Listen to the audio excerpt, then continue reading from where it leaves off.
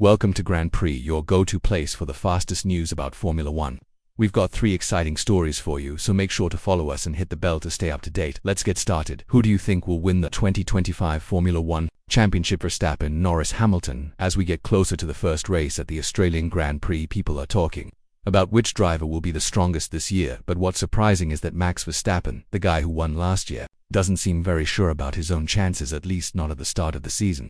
His main worry is Red Bull's 2025 car, the RB21. In a recent interview, Verstappen said that after finishing practice testing, the team kept working hard in their computer simulator, looking at how the car performed and trying to find ways to make it better. But even after all their hard work, he came to a pretty shocking conclusion. Red Bull is not the strongest team going into this season. Instead, he thinks McLaren is the team that will be hardest to beat in the first race in Australia. This news really surprised everyone in the racing world. Many fans and experts thought Red Bull would stay the best, but Verstappen's words suggest that the RB21 is not working as well as the team hoped it would, while Red Bull has been the winning team in recent years. It seems that this time their competitors, especially McLaren and Ferrari, have gotten much better closing the gap, and maybe even becoming better than them. That being said, Verstappen hasn't completely given up on Red Bull's chances. Even though he's not confident for the first race, he still thinks the team can bring important improvements after the first few races of the season. According to him, Red Bull already has some cool new ideas and developments that could make the car much better if they do it right. These improvements might help the team catch up and get back into the championship fight. Verstappen also said something interesting about what he expects as a driver. He admitted that in his mind, no car is ever perfect. There are always things that can be made better, small details that can make the difference between winning and losing. But he said that this year's situation is different. Unlike previous seasons when Red Bull started strong, the RB21 has not been as good as they hoped. The team had high hopes for their new car, but the reality has been disappointing, leaving them at a disadvantage from the start. This makes us wonder, has Red Bull really lost its winning touch, or is Verstappen just trying to lower expectations? Some people think this could be a mind game, an attempt to make people think they're weak before surprising everyone when it really matters. Others think he is simply being honest about Red Bull's problems, admitting that their time at the top may be ending. So what do you think about this situation? Do you believe Verstappen and Red Bull will struggle in the first race of the season, unable to challenge McLaren and Ferrari? Or do you think they might still have something hidden and could surprise us with a stronger performance than expected? Share your thoughts in the comments and let's talk about what could be a fascinating start to the 2025 Formula One season. Hey my friends, it's race week once again, and this time, everyone is watching the Australian Grand Prix. This will be a special moment as we see Brazilian driver Gabriel Bortoleto racing in Formula One for the first time. So tell me, after watching practice testing, what do you think about Bortoleto? Do you think he has the potential to do well, or is it still too early to make a good judgment? Share your thoughts in the comments. And while you're at it, make sure you follow the channel so you don't miss any updates throughout this exciting race week. If you enjoy helpful videos like this one, don't forget to hit the like button. It really helps support our work here at GP Casa. Now let's get into the discussion. Many people think that Bortoleto has the potential to succeed in Formula One. After all, he has always shown strong performances in the smaller racing categories, including a solid first year in Formula to last year. However, not everyone is convinced about his talent. One of the people who doubts him most is Red Bull's motorsport advisor Helmut Marko. Known for his harsh opinions, many of which cause controversy, Marko has shared his thoughts about Bortoleto, and let's just say it wasn't exactly nice. According to Marko, Bortoleto is nothing more than a B-level driver lacking the raw speed needed to truly stand out. He said yes, Bortoleto won the Formula 3 title, but pointed out that he only won a single race throughout the season. In Formula 2, Bortoleto won 2 races, but Marko argues that his success was mostly because he was able to avoid trouble during races, bringing the car home safely and collecting consistent points rather than showing exceptional speed. Despite his doubts, Marko did recognize some of Bortoleto's strengths.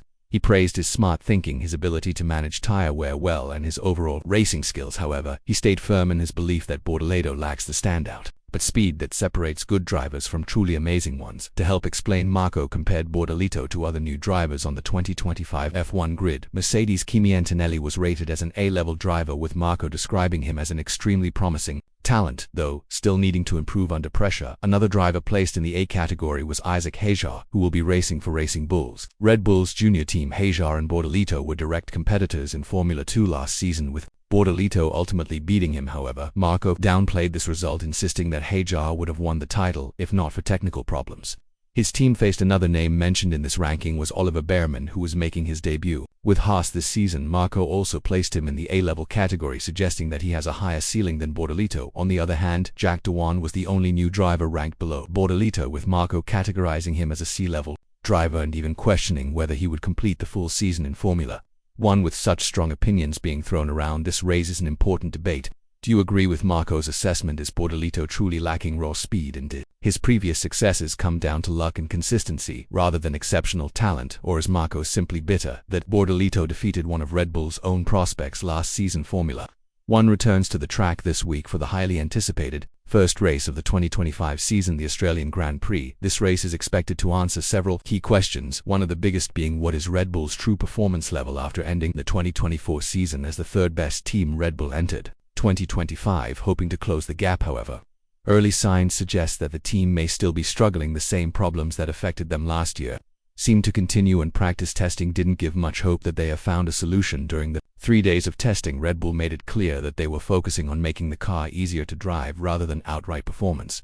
Their goal was to create a car that was easier to handle, allowing the drivers to get more speed over time. While they did make some progress once they compared their performance to McLaren's, it became obvious that they still have a long way to go to challenge for race wins and the championship heading into the race weekend. Red Bull's consultant shared some insights about the car. He said that while the RB21 is more predictable, it still has several areas that need improvement. The biggest concern: McLaren is much faster both in qualifying and during race practice. Red Bull thinks that McLaren has about a 0.5-second advantage per lap in race pace, which is a huge gap in Formula One. Despite these concerns, Red Bull remains hopeful. One of their biggest reasons for hope is Max Verstappen. Following practice testing, Verstappen spent extra time in the computer simulator working on different setups and adjustments. He reportedly gave his approval to some key changes, which gave the team confidence that they are moving in the right direction. His ability to get the most from a car has been crucial in past seasons, and Red Bull is counting on him to make the difference once again. Speaking of Verstappen, he is Red Bull's biggest weapon. Even if the car is not as competitive as expected, his experience and exceptional skill could be decisive. The Albert Park circuit is a challenging street track where driver ability plays an even bigger role. To add to the challenge,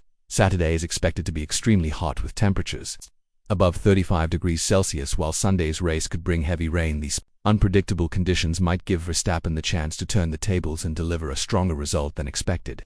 Another major talking point is the departure of Adrian Newey. This is the first Red Bull car without any input from Newey, leading some to question whether the team still has the technical expertise to build a championship winning car. Critics argue that without Newey's guidance, Red Bull's engineers may not be able to maintain their past level of competitiveness. However, Red Bull dismisses these concerns, insisting that Newey has not been fully involved in car development for years. The team claims that a strong engineering structure remains in place, now led by Pierre Watch, and that younger engineers are taking over the design process. The key message from Red Bull is patience. They believe this new structure will take time to show results, but they remain confident that they can build a top-tier car at this moment. Red Bull is counting on Verstappen to be their difference maker in these early races. So what do you think? Can Verstappen still bring home victories despite the car struggles, or will Red Bull fall too far behind?